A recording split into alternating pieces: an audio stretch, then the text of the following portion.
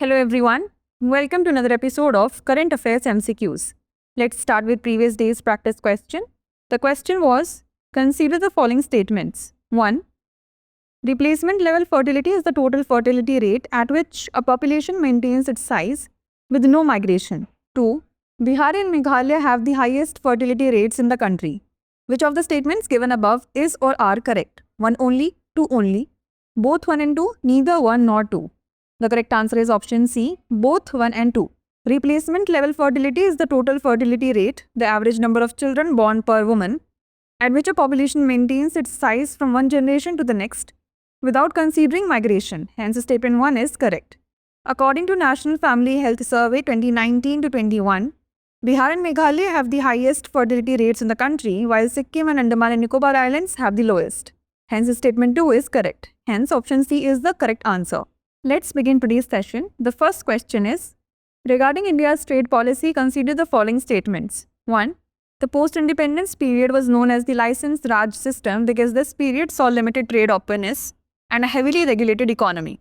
2. The 1991 liberalization reforms triggered by a severe balance of payments crisis led to the opening up to foreign investment and adoption of market-oriented policies. 3. India's Foreign Trade Policy 2023 is encouraging recognition of new towns through the Towns of Export Excellence scheme. How many of the statements given above is or are correct? Only 1, only 2, all 3, none. The correct answer is option C, all 3. The post-independence period was known as the licensed Raj system because this period saw limited trade openness and a heavily regulated economy. Hence, statement 1 is correct. The 1991 liberalization reforms triggered by a severe balance of payments crisis led to the opening up to foreign investment and adoption of market-oriented policies. Hence, statement 2 is correct. India's Foreign Trade Policy 2023 is encouraging recognition of new towns through the Towns of Export Excellence scheme. Hence, statement 3 is correct. Hence, option C is the correct answer. Next, regarding natural farming, consider the following statements.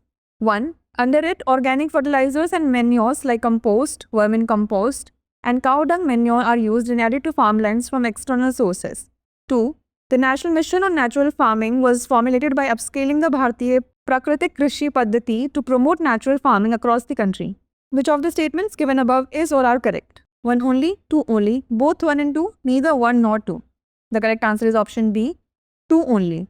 Natural farming is an agricultural practice that emphasizes minimal intervention and the use of natural resources to cultivate crops. In natural farming, neither chemical nor external nutrient sources are added to the soil. Hence, statement 1 is not correct.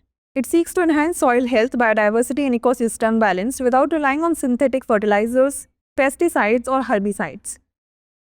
It is largely based on on-farm biomass recycling with major stress on biomass mulching, use of on-farm cow dung urine formulations, maintaining soil aeration, and exclusion of all synthetic chemical inputs. The National Mission on Natural Farming has been formulated by upscaling the Bharatiya Prakritik Krishi Paddhati to promote natural farming across the country. Hence, statement 2 is correct. Hence, option B is the correct answer. Next, regarding government initiatives, consider the following statements. 1. My Bharat Portal is an initiative of the Ministry of Youth Affairs and Sports to empower Indian youth through social mobility, educational equity, and practical skills. 2. The Aspire scheme by the Ministry of Micro, Small and Medium Enterprises supports livelihoods business incubation centers to foster entrepreneurship and promote agro-industry startups. Which of the statements given above is or are not correct? 1 only, 2 only, both 1 and 2, neither 1 nor 2. The correct answer is option D, neither 1 nor 2. My Bharat Portal is an initiative of the Ministry of Youth Affairs and Sports to empower Indian youth through social mobility, educational equity, and practical skills. Hence, statement 1 is correct. The Aspire scheme by the Ministry of Micro, Small and Medium Enterprises supports livelihoods business incubation centers to foster entrepreneurship and promote agro-industry startups. Hence, statement 2 is correct.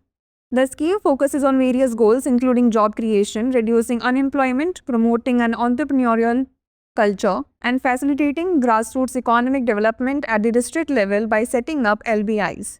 Moreover, it aims to encourage innovative business solutions to address unmet social needs and enhance the competitiveness of the MSME sector through innovation. Hence, option D is the correct answer. Next, Regarding the leader of opposition, consider the following statements. 1. The leader of the largest opposition party having not less than 1/10 seats of the total strength of the Lok Sabha is recognized as the leader of the opposition. 2. He is entitled to be a member of various selection committees responsible for appointing heads of statutory bodies. 3. The office of the leader of the opposition is mentioned in the Constitution under Article 156 of the Constitution. How many of the statements given above is or are correct? Only 1, only 2, all 3, none. The correct answer is option B, only 2. The leader of the largest opposition party having not less than 1/10 seats of the total strength of the Lok Sabha is recognized as the leader of the opposition. Hence, statement 1 is correct. He will be a member of crucial committees such as public accounts, public undertakings and estimates, and also member of several joint parliamentary committees. He is entitled to be a member of various selection committees responsible for appointing heads of statutory bodies like the Central Vigilance Commission, the Central Information Commission, the CBI, the NHRC and the Lokpal. Hence, statement 2 is correct. The leader of opposition in both houses was accorded statutory recognition under the Salaries and Allowances of Leader of Opposition in Parliament Act 1977 and is entitled to the salary allowances and other facilities equivalent to that of a cabinet minister. The office of the leader of the opposition is not mentioned in the Constitution. Hence, statement 3 is not correct. Hence, option B is the correct answer. Next, consider the following statements. 1. In 1927, he started the Bahishkrit Bharat newspaper to address the cause of the depressed classes. 2. He participated in all 3 round-table conferences. 3. He was also awarded India's highest civilian honor, the Bharat Ratna, in 1990. Which of the following personalities best matches the above description? B.R. Ambedkar, Mahatma Gandhi, Subhash Chandra Bose, or Jawaharlal Nehru? The correct answer is option A, B.R. Ambedkar. Dr. Bhimrao Ramji Ambedkar was a prominent Indian jurist, economist, social reformer, and politician. He was born on April 14, 1891 in Mhow, Madhya Pradesh.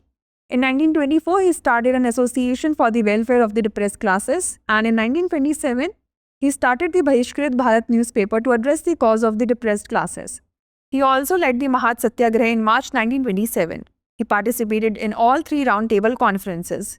In 1932, Dr. Ambedkar signed the Pune Pact with Mahatma Gandhi, which abandoned the idea of separate electorates for the depressed classes.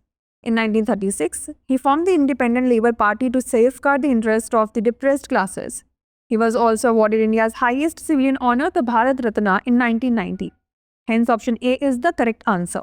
Next, consider the following statements. 1. It is bounded by the Indian states of Arunachal Pradesh to the northeast, Manipur to the south, Assam to the west and northwest, and Myanmar to the east. The region is deeply dissected by rivers, the Doyang and Dikhu in the north, the Barak in the southwest, and the tributaries of the Chindwin River in the southeast. It has a monsoonal climate. Which of the following states best matches the above description? Arunachal Pradesh, Nagaland, Mizoram, or Manipur? The correct answer is option B, Nagaland. Nagaland, a state of India, lies in the hills and mountains of the northeastern part of the country. It is one of the smaller states of India. Nagaland is bounded by the Indian states of Arunachal Pradesh to the northeast, Manipur to the south, Assam to the west and northwest, and the country of Myanmar to the east. The state capital is Kohima, located in the southern part of Nagaland. The region is deeply dissected by rivers, the Doyang and Dikhu in the north, the Barak in the southwest, and the tributaries of the Chindwin River in the southeast. Nagaland was a monsoonal climate. Annual rainfall averages between 70 and 100 inches and is concentrated in the months of the southwest monsoon. Hence, option B is the correct answer. Next, the military exercises Simbex, Navy, Sindex, Air Force, and Bold Kurukshetra Army are conducted between which pair of countries? India and Singapore, India and Australia, India and the United States, or India and Japan? The correct answer is option A, India and Singapore. India was one of the first countries to recognize Singapore's independence in 1965. Relations date back to Stamford Raffles, establishing a trading post in Singapore in 1819, which became a British colony governed from Kolkata until 1867. Singapore is India's largest trade partner in the ASEAN region. Military exercises between India and Singapore include Simbex, Sindex, and Bold Kurukshetra. Singapore's 4 official languages are Malay, Mandarin, Tamil, and English. Ethnic Indians constitute about 9.1% or around 3.5 lakhs of the resident population of 3.9 million in Singapore. Hence, option A is the correct answer. Next, consider the following statements. 1. The vision of the Indian space program includes a crewed lunar landing by 2035 and the Bharatiya Antariksh Station by 2040. 2. In 2024, ISRO laid the foundation for its second rocket launch port in Tamil Nadu for commercial and small satellite launches. Which of the statements given above is or are correct? 1 only, 2 only, both 1 and 2, neither 1 nor 2. The correct answer is option B, 2 only. Future vision of the Indian space program. India's vision includes a crewed lunar landing by 2040 and the Bharatiya Antariksh Station by 2035, necessitating heavier launch vehicles that cannot be accommodated by existing pads. Hence, statement 1 is not correct. The Union Cabinet has approved the establishment of the third launch pad at the Satish Dhawan Space Centre, India's first launch port, in Sriharikota, Andhra Pradesh. In 2024, the foundation stone for ISRO's second rocket launch port was laid in Kulasekara-Pattinam, Tamil Nadu, for commercial, on-demand and small satellite launches and to avoid dogleg maneuver over Sri Lanka. Hence, statement 2 is correct. Hence, option B is the correct answer.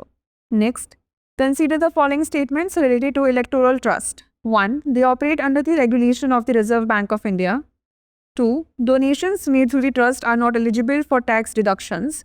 3. The identities of donors remain confidential in this arrangement. How many of the statements is or are correct? Only 1, only 2, all 3, none. The correct answer is option D, none. Electoral trusts introduced in 2013 are non-profit entities designed to collect donations from individuals or organizations and distribute them to political parties. These trusts operate under the legal framework of the Companies Act 1956. They are regulated by the Companies Act and monitored by both the Election Commission and the Income Tax Department to ensure transparency in political funding. Hence, statement 1 is not correct. Donors contributing through these trusts benefit from tax deductions. Hence, statement 2 is not correct. Identities of both donors and recipients are fully disclosed to the public. By aggregating donations or providing detailed disclosure, electoral trusts aim to promote transparency in political financing. Hence, statement 3 is not correct. Hence, option D is the correct answer. The last question is, consider the following statements related to fonio millet. 1. It is traditionally cultivated by Fulani tribes. 2. It can be cultivated in arid and semi-arid regions and require low water intake. Which of these statements given above is or are correct? Only 1, only 2, both 1 and 2, none. The correct answer is option C, both 1 and 2. Fonio, an ancient West African millet, is known for its resilience to climate shocks, ease of cultivation, and ability to grow in poor soils with minimal water requirements. It is often referred to as a miracle grain due to its adaptability and nutritional value. Fonio is traditionally cultivated by Fulani tribes, the largest nomadic tribe in Africa. Hence, statement 1 is correct. It can be cultivated in arid and semi-arid regions and require low water intake. Hence, statement 2 is correct. The year 2023 was declared by the United Nations as the International Year of Millets. Hence, option C is the correct answer. Now it's time for the practice question. Meppayattu, Kolthari and Angathari, sometimes in news, is associated with which of the following? Yoga, martial art, boxing, or archery? Send the answer to this question in the comment section. Stay tuned for the next episode. Thanks for watching. For more informative content, like, share and subscribe, and do not forget to press the bell icon to get the notifications.